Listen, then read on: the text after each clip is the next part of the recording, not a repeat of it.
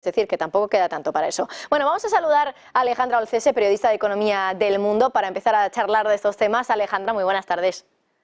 Muy buenas tardes. Bueno, en primer lugar, el Gobierno, lo comentaba yo ahora, introducía un poquito el tema, el Gobierno que parece que ya está culminando los trámites para que ese recargo que van a pagar los sueldos que superen los 54.000 euros al año se vaya a aplicar ya en 2025, bastante pronto. Sí, es algo que estaba previsto, forma parte de la reforma de pensiones que se aprobó en el año 2021, pero el Gobierno lo que ha hecho esta semana ha sido, bueno, la semana pasada, ha sido aprobar el desarrollo reglamentario necesario para que esta cuota, que él ha denominado cuota de solidaridad, pueda empezar a aplicar ya el año próximo. Hasta la fecha, los salarios que se encontraban por encima de la base máxima de cotización no cotizaban a la Seguridad Social, ¿no? El sentido de que exista una base máxima de Seguridad Social precisamente responde a que, como las pensiones máximas están topadas, aunque tengamos unos sueldos muy altos, en algunos casos no vamos a cobrar más allá de X pensión, porque la pensión máxima tiene un límite, pues por esa misma razón la base máxima de cotización también existe, para que aquellas personas que tienen salarios muy grandes no tengan que cotizar a la Seguridad Social por todo su salario cuando no van a recibir una pensión equivalente.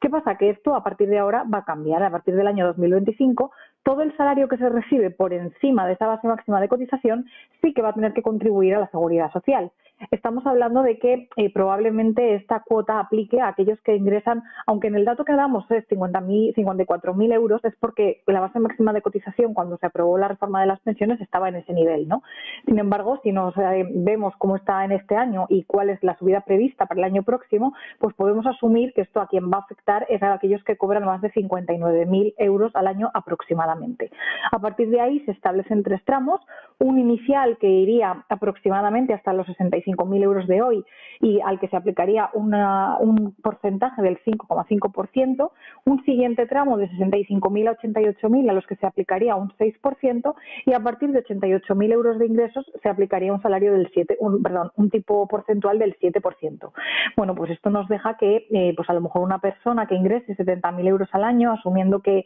esos 70.000 euros corresponden con la base y no se deban a pluses o a otro tipo de complementos, pues tendría que hacer frente a una cuota de unos 650 euros y a medida que aumente el salario, pues esta cuota va subiendo y si nos ponemos en sueldos ya mucho más altos, por ejemplo de 500.000 euros, pues la cuota podría llegar a los 30.000 euros anuales.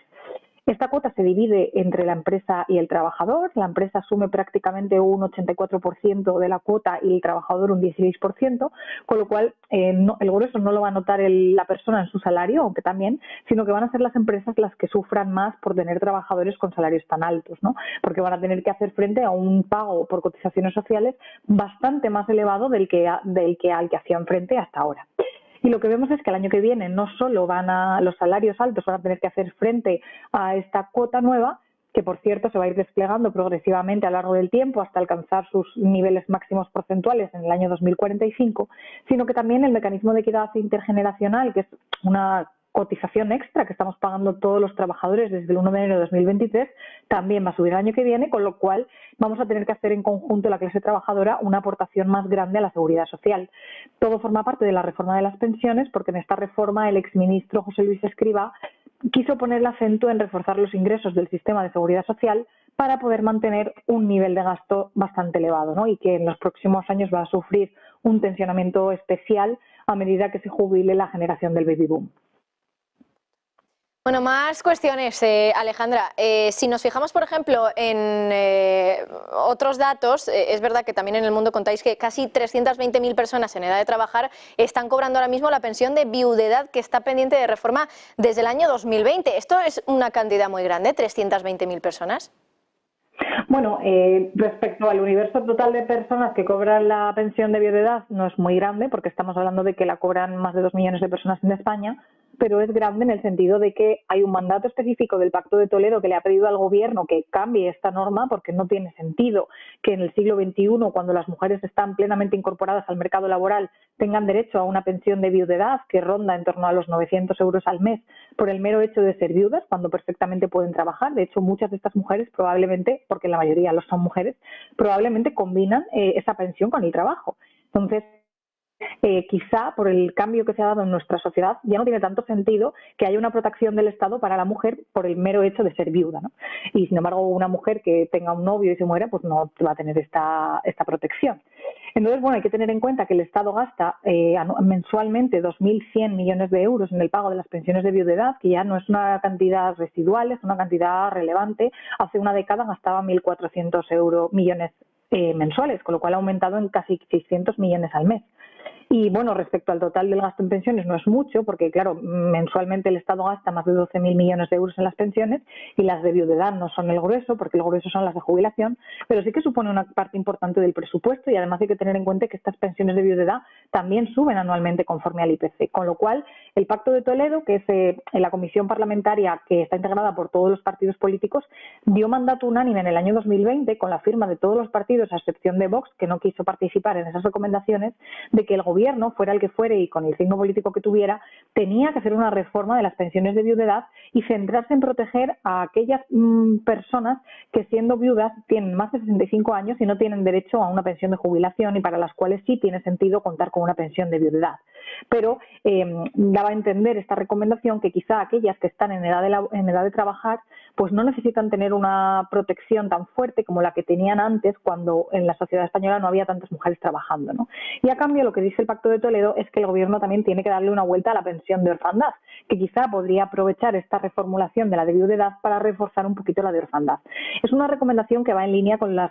cambios políticos que se han producido en otros países de nuestro entorno, porque según los datos de Eurostat, España es uno de los países que más gasta mensualmente en pensiones de viudedad, solo nos superan Grecia e Italia, y sí vemos que en otros países han emprendido reformas para intentar adecuar la realidad de las pensiones a la realidad socioeconómica de los países. Pues en algunos han retrasado la edad a la que se puede acceder a una pensión de viudedad y solo se concede cuando la persona se queda viuda a partir de los 55 años, o bueno, una serie de medidas, o han reducido los coeficientes, a la gente que es más joven le dan una pensión más baja o le dan una pensión durante un periodo de tiempo corto hasta que puede entrar al mercado laboral de nuevo. En fin, se han ido poniendo en práctica diferentes políticas para intentar recortar el gasto ante el aluvión de gasto público que se viene en casi todos los países de Europa por el envejecimiento. Y bueno, pues España lo tiene pendiente de hacer, el gobierno sabe que es algo que está pendiente, lo que pasa es que ha emprendido quiere llevar a cabo tantos cambios que pues no es uno que ahora mismo esté sobre la mesa. Alejandra, nos queda un minutito y medio, pero hay otra cuestión también que quería tratar contigo, que tiene que ver también con la inflación que podemos tener en España de aquí a los próximos 2 años. Contáis también que el empleo, las subidas del IVA y los servicios podrían mantener la inflación en España por encima del 2% en los próximos 2 años. Sí, lo que vemos es que la mayoría de los expertos no son muy optimistas respecto a la posibilidad de que España consiga o en 2024 o en 2025 bajar la inflación por debajo del 2%, ¿no? Que es ese nivel saludable al que aspira el Banco Central Europeo. Y cuando vemos los motivos, pues hay desde efectos base, como este cambio que se está dando en el IVA en casi todas las partidas que lo tenían rebajado, pues desde la electricidad, que ya tiene su IVA del 21%, el gas, que creo que se ha cambiado esta semana, los alimentos, que volverán a su IVA natural a partir de junio probablemente. Bueno, todo eso influye. Influye también el dinamismo del sector servicios, que ahora mismo se ha producido, digamos, como un cambio de preferencias en la sociedad y priorizamos los servicios, la restauración, salir a cenar, que comprar bienes, y eso hace que el buen dinamismo y el buen comportamiento del consumo permita a los proveedores de servicios subir los precios. Y luego el empleo es clave. Hoy mismo hemos conocido los datos, hemos visto que hemos registrado el mejor dato de afiliación, el segundo mejor dato de afiliación en un mes de marzo de toda la serie histórica, con lo cual el hecho de que las empresas sigan creando empleo y de que los salarios sigan subiendo, pues da confianza a la población, eso anima el consumo y eso a su vez hace que quienes ponen los precios se vean con seguridad de que pueden subirlos y en algunos casos incluso pues incrementar sus márgenes de beneficio sin miedo a que eso les penalice la demanda, con lo cual será una tormenta perfecta de factores que hacen pensar que quizá la inflación en España vaya a bajar a menos ritmo que la Unión Europea y bueno, afortunadamente el Banco Central Europeo no solamente se va a fijar en nuestra inflación cuando decida qué hace con su política monetaria, pero es cierto que nosotros podemos ser uno de los países que más tarde en recuperar un nivel saludable de subida de precios. Pues Alejandra Alcese, periodista de Economía del Mundo, como siempre, muchísimas gracias por estar aquí en Negocios Televisión. Pasa buena tarde. Igualmente, muchas gracias. Bueno, y de la inflación